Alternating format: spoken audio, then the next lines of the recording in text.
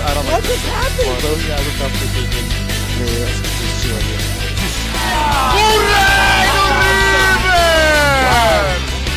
Muito bem, amigos do Super Poker, bem-vindos à nova temporada do programa Análise Técnica, o programa que analisa mãos do Poker Live, comigo e Vini Marques.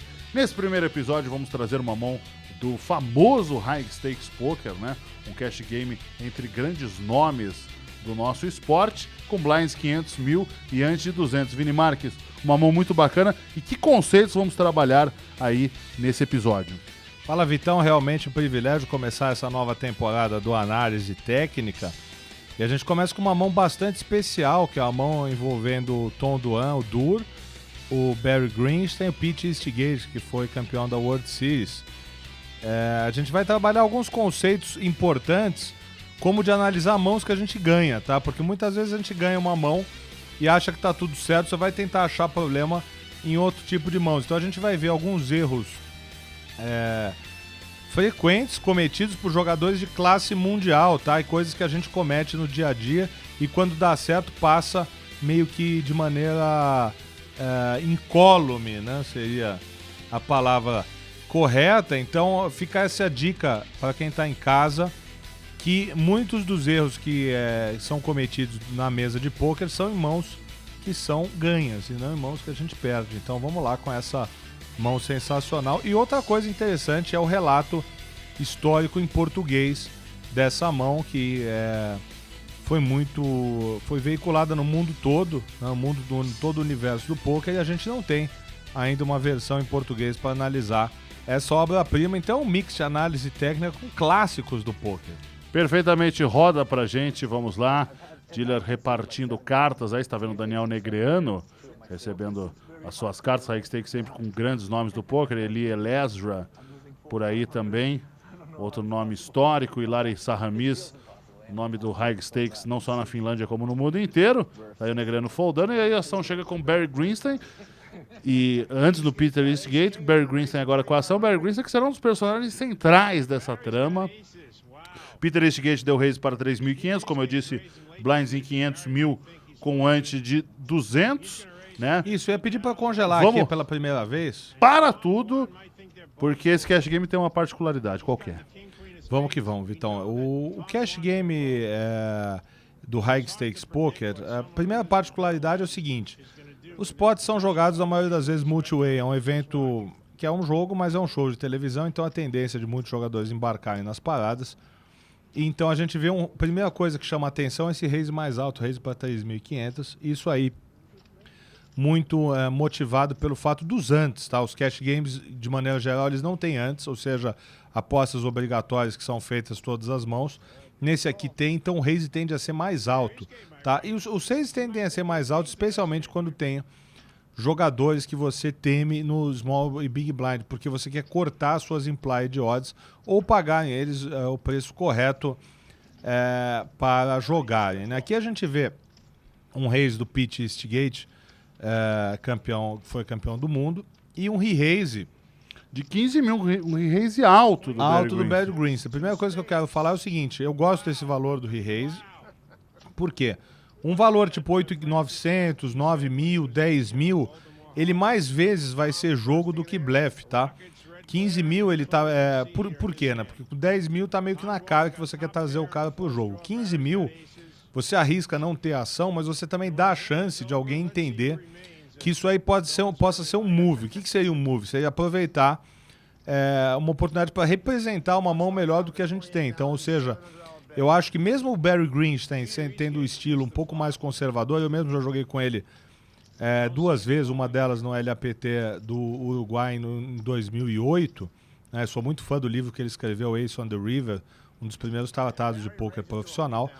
Ele, por mais que ele seja um jogador mais conservador, chama um pouco a atenção esse raise muito alto. Tá? Chama um pouco a atenção esse raise muito alto, então ele pode fazer isso com valete 10, com mãos que ele possa estar tentando representar o as. E aqui vem a primeira dúvida, Vitão, a gente ainda está com a tela congelada, desse rei-dama do Tom Dwan. Vamos soltar, né? Pode soltar. Vamos soltar, pode soltar. Que Vamos ver a ação do Tom Dwan, porque o Tom Dwan está no small blind nessa mão, né? O Tom Dwan está se encontrando no small blind, ou seja, a pior posição possível aí para ele jogar essa mão. E ele vai acabar embarcando aí nessa ação entre 3 jogadores, que estão o Pete Eastgate e o Barry Greenstein. E agora a ação tá com ele aí com Rei e Dama de espadas. Você vai ver aí que o Tom Dwan, depois de muito pensar, ele vai acabar pagando os 14.500 aí dessa mão. E aí vai vir a nossa primeira questão aí, né? Exatamente. O David Beniamini foldou. E vamos congelar aqui, por favor. Vamos congelar. Vini Marques, a questão que fica agora para você e para quem está assistindo a gente é a seguinte. Tom Dwan embarcou nessa mão 14.500, estando no small blind contra um jogador que deu raise e outro jogador que deu re-raise. A posição dele já é muito ruim, né? Essa jogada tende a ser muito discutível, né? Muito ruim, na minha opinião. Exatamente, Vitão. Acho a jogada bem fraca, tá? Apesar, o pessoal chega e fala, pô, mas é o Tom Dwan, é o Dur. Mesmo grandes jogadores, eles se cometem alguns tipos de imprecisão. Até em jogos festivos, jogos para televisão, que é esse caso, mas ninguém quer perder também, né? Exatamente. Como se alguém jogasse para perder, não é essa a questão. Agora, outra questão que surge, Vini, só para você poder complementar, a seguinte, o pessoal vai falar em casa, mas é um cash game, ele pode reloadar quantas vezes ele quiser, né? Só que isso não pode ser desculpa para você fazer jogadas ruins também. Nem o jogo festivo, nem o jogo para TV, e muito menos que é um cash game.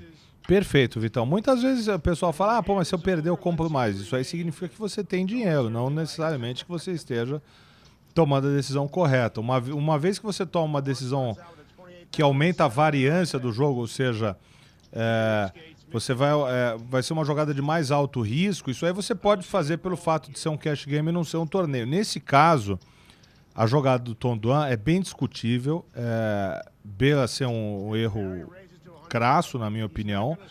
Por que razão? Vamos lá. Aí o pessoal fala, pô, mas será que não é muito excesso de conservadorismo foldar o Rei-Dama depois de um raise e re-raise? Né? Mas assim, a grande verdade está muito próxima aí, né, do como pode ser essa ruim. Você vai falar pra gente. Vamos lá. Muito bem colocado o que o Vitão disse. Primeira situação difícil é uma mão que está no small blind, né? Ou seja, você vai ter a pior posição em todos os momentos. E tem outra questão. Vamos trocar as mãos. Se o Eastgate tem as e o Barry Green tem as e rei, que é plenamente factível, né?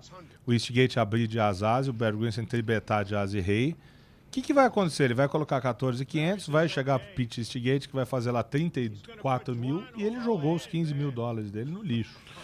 E mesmo com a Ice Rei, o Peter Eastgate pode fazer alguma coisa diferente nessa mão. Pode fazer alguma coisa diferente dessa mão. E o que acontece? Então tem 2 problemas. O problema de estar no Sandwich Effect, né, que é o efeito sanduíche, que foi tratado pela primeira vez pelo Dan Harrington, nos livros que muitos consideram ultrapassados, mas alguns conceitos são bem válidos. Ou seja, você está no meio de um raise e de outro, então o seu range tem que ser mais restrito, porque você tem essa possibilidade de você tomar outra volta e ficar pelo meio do caminho. A outra situação é você estar fora de posição. Aí, o que é o erro do Dwan nesse momento? É superestimar o seu edge em relação aos adversários. Por mais que... O que seria isso? O edge é a vantagem que a gente tem sobre os outros jogadores. O Tom Dwan, um dos melhores jogadores que eu vi jogar em todos os tempos, ele é um cara conhecido por sua habilidade no jogo pós-flop. Mas ainda assim, habilidades no jogo pós-flop, elas não têm licença poética para embarcar nesse tipo de mão. Tá? Então é bastante duvidoso o call do Tom Dwan, tá? Muito duvidoso, e beira ser um erro, Vitão. Muito bem, muito bem. O pot tem 35.900 fichas antes, né, do Peter Eastgate pagar, porque ele vai pagar também. Pode soltar, por favor. Olha aí, Peter Eastgate está com a ação. E a gente vai ter um pote aí beirando os 50 mil dólares antes de abrir o flop. Aí, ó. Peter Eastgate pagou 47.400 dólares. E vai dar um flop da confusão agora, hein, Vini Marques? Sente só o que vai acontecer. Dama 4 e 2, 2 cartas de espadas. E aí toda a ação volta-se para o Tom Dwan, que é quem tem a palavra, que está no small blind, é o primeiro a falar. E o que fazer daí no caso do Tom Dwan, que flopou top pair com flush draw nessa ação? Exatamente. Aí a gente começa a ver um outro tipo de jogo, né? Porque a gente está já no pós-flop E essa situação, o Tom Dwan tem uma opção muito boa, que é compensar o déficit de posição com agressividade. O que seria isso? Por exemplo, ele fazer um bet nesse momento, que é o lead, que é o antigo donkey bet, né? Porque antigamente era tido sempre como uma aposta ruim. Por que razão? Ele a tendência, uma opção que ele tem, de fazer uma aposta pequena para ele tomar um raise e ele ter a possibilidade de dar outro raise no momento que ele acerta um flop muito rico para a mão dele, ou seja, top pair flush draw. Independente da mão que o adversário tem, ele tem chance, tá? Por exemplo, se o adversário tem lá um as e valete de espadas, ele tá ganhando a mão, que ele tá ganhando o rei dama. Se o adversário tiver uma trinca de dama, muito pouco provável porque ele tem uma dama, né? Mas é possível, ele tem chance. Se o adversário tiver um overpair, as ou rei, ele tem 50% de chance. Então, qual que é a melhor maneira de ele otimizar isso aí? Simplesmente, ele tem uma opção que é liderar, né? Liderar a aposta, e tem outra opção que é ir para um check raise. O famoso check raise. O check raise, a grande desvantagem do check raise é que se você não hita a sua mão no turn, você está fora de posição e tem que tomar uma decisão importante. Você não vai ver cartas grátis, provavelmente, se você tomar call. Né? E aí você tem aquele problema de você deu check raise flop, beta o turn e o cara te põe na porta. Você sempre vai ficar na dúvida se você vai ter odds para pagar ou não, ou se você vai dar check e o cara faz uma aposta grande para te cobrar o draw. Então, o lead, nesse caso, é uma jogada bastante indicada. Vamos ver o que fez o Tom Dwan. Vamos lá. Tom Dwan está com a ação. O Dur aposta 28.700 fichas, mais da metade, né, do pote. E um pote que estava em 48.700, agora vai para 76.100. Né? Exatamente. O Pete Instigate folda a mão. E agora o Barry Greenstein dá um raise para 100 mil fichas. Vou pedir pro Iguinho parar aqui pra gente. 100 mil dólares é o raise. 28.700 a aposta, 100 mil dólares o raise. É um raise alto demais. Você gosta desse raise? O Barry Greenstein traz que tipo de mão vai ficar no jogo nesse raise do Barry Greenstein? Vamos lá, Vitão. Alguma mão pior do que a mão dele vai ficar no jogo? Eu acho uma bela zagueirada do Barry Greenstein, com perdão da palavra. A zagueirada no sentido de... você vê que ele pensa muito pouco para tomar a decisão, né? O que ele tem na cabeça? Que o Tom Dwan mais vezes vai dar esse lead com draws do que com jogo feito. Então ele quer cobrar o preço por esses draws e ele acha que a mão dele é válida para ele dar esse raise. Tem uma coisa que ele tem que pensar, é o seguinte: a gente está jogando 500 mil e os jogadores têm aproximadamente 450 mil de fichas. Jogando com 450 blinds deep, tá? O outro conceito válido é a questão da SPR, Stack to Pot Ratio. O que é isso?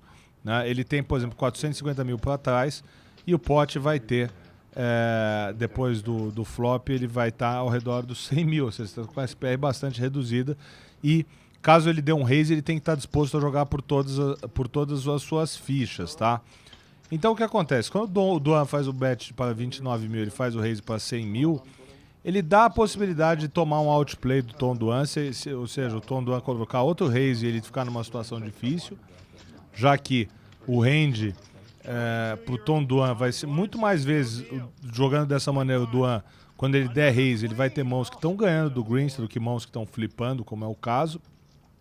Então eu acho que a jogada ótima para o Barry Greenstein é dar call, porque ele mantém o range fraco do adversário no jogo e mantém as mãos de blefe do adversário. Toda vez que ele faz 100 mil, ele desabilita o blefe do adversário, e aí alguém pode chegar e falar, pô, mas ele não dá a carta free card, tá? Mas, pô, ele se coloca numa situação dele não saber muito bem o que fazer. Ou seja, em resumo da ópera, ou ele vai ter um edge pequenininho, ou ele vai estar realmente muito mal nessa mão. Então eu acho o raise do Barry Greenstein, com perdão da palavra, uma zagueirada, mesmo falando de um jogador do porte do Barry Greenstein, que a gente tem que respeitar muito.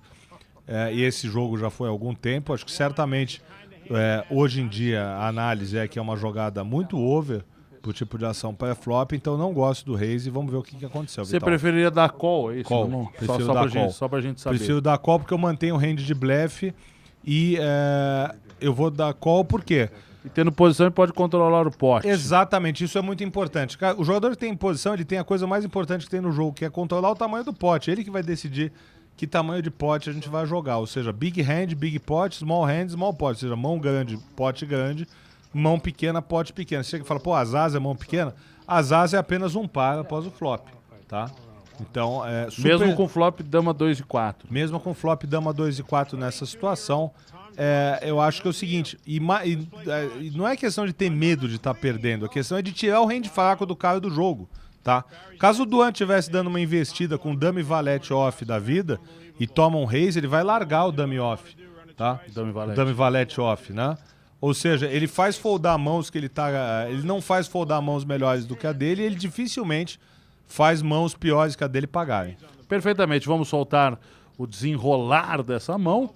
Agora a ação volta para o Tom Duan, que está aí fazendo chip tricks, está pensando aí na sua decisão. O raise do Bear Grylls foi bem rápido, e o Tom Duan ele já parte para uma pensativa aí um pouco maior. Ele olha o Bear Grylls, que não o olha, tentando extrair alguma informação, não consegue extrair. Realmente o Bear Grylls é um homem de gelo aí, né? Isso é. E aí ele dá o raise dele para 244.600. Colocou o pacote, né? Colocando, inclusive, o pacote. Colocou aquela pacoteira. E agora a ação voltou para o Barry Greenstein, que colocou tudo na tela. Sem pensar, colocou 400 blinds ali na boa, né? E o Tom Duan também, por sua vez, sem pensar, deu call. Que a doação do Tom Duan, ele dá raise para abraçar, porque ele realmente tá... Então, resumo da ópera, o Barry Greenstein envolveu 436 big blinds numa mão com top pair, né? Exatamente, pediu para bater 2 vezes turn river, mas parece que foi negado. Foi negado pelo Tom Duan, um pote aí de quase $1 milhão, né? Isso aí não é do jogo de torneio, é cash game, ou seja, vale $1 milhão, vale algumas casas na praia, essa parada, né? Exatamente, alguns Fuscas, né? Quando ele fala para bater 2 vezes, significa que o Greenstein sugere de dividir o pote em 500, 400 e poucos mil dólares e bater 2 turn rivers, né? E o Tom Duan falou, não, eu vou pro jogo, o jogo tá aí, e já bate a sua dama. Já aparece a dama no turn aí para fazer trinca pro Tom Duan. O Barry Greenstein fica reduzido aí a 2 outs para o river. Realmente uma situação que ele não imaginava que pudesse estar nessa mão. Um blank no river aí, o 7 de ouros, e o pote quase milionário aí para o Tom Duan.